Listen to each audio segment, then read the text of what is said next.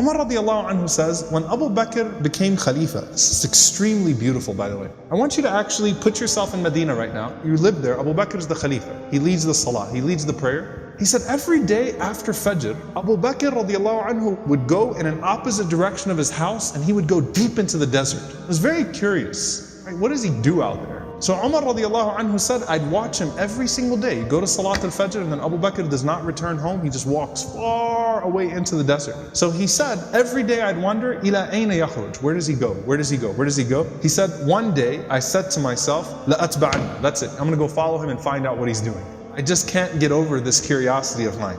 So Umar radiallahu anhu said, I kept the pace from him to where he was at the end of my eyesight, meaning I walked just as far away to where I could still see him. And then he said, I saw him go into this beat up old house. So Umar radiallahu anhu said, I quickly went and I hid behind. And he said, he spent a long time in there. It wasn't like a short amount of time. He spent a long time until after the sun was up, meaning it was getting hot. This is after Fajr, this is way past Duha, way past sunrise. And it got hot and then Abu Bakr radiallahu anhu left the home and he made his way back to Medina. He said, this is way out of the city of Medina now. This isn't even the city of Medina right now. Way out of the city of Medina. So Umar radiallahu anhu said, I waited until I could no longer see him, meaning he made his way back to Medina. And Umar radiallahu anhu said, I knocked on the door, okay? And he said, this woman opened the door. She was elderly, she was frail, she was blind, and there were a bunch of little kids running around, okay? So I said to her, Assalamu alayki, ma sha'nukum ya amatullah. I said, peace be unto you. What is your situation, O servant of Allah? And she said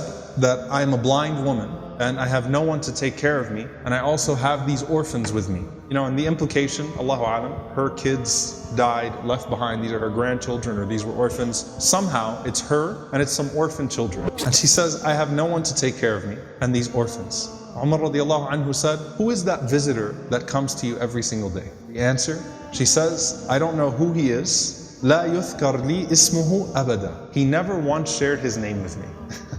He never bothered to tell me his name. Umar radiallahu anhu said, well, what does he do? قالت جزاه الله خير. She said, may Allah reward him. Every morning he comes. Listen, by the way, she details it. She says, he cleans my home. He washes our clothes. He grinds our wheat. He bakes our bread. He cooks our breakfast. And then he leaves. Subhanallah. Think about that. If this was the only narration we had about Abu Bakr, it's incredible. Seriously, the leader, the head of the ummah, the Khalifa, the most important man in the ummah right now, with his station, with his status, and he goes out every morning to this house and he doesn't even tell the woman what his name is. He's just consider me a secret fa'il khair, right? Just some good doer. Washes the clothes, cleans the house, grinds the wheat, bakes the bread, cooks the breakfast, and then makes his way back to govern the ummah. That is absolutely incredible. Umar radiallahu ta'ala anhu says, every single day, like, is this really what he does every single day? She said, every day, may Allah bless him. Umar radiallahu anhu said, do you pay him anything? She said, nothing. Umar radiallahu ta'ala anhu started to cry and he said, أَتَعَبْتَ الْخُلَفَاءَ بَعْدَكَ يَا أَبَا بَكْر. You have exhausted every successor of yours, O Abu Bakr. You've exhausted us. Anyone that comes after you is exhausted. Because this is a standard that is impossible for us to meet. A gem here, by the way, very important. Can you imagine how many deeds of Abu Bakr that history has never recorded? You know, the books of the fada'il, the virtues of Abu Bakr, the things that he used to do. Can you imagine how many of those secrets he actually managed to hide? And why did he not think of himself too good to still do that thing?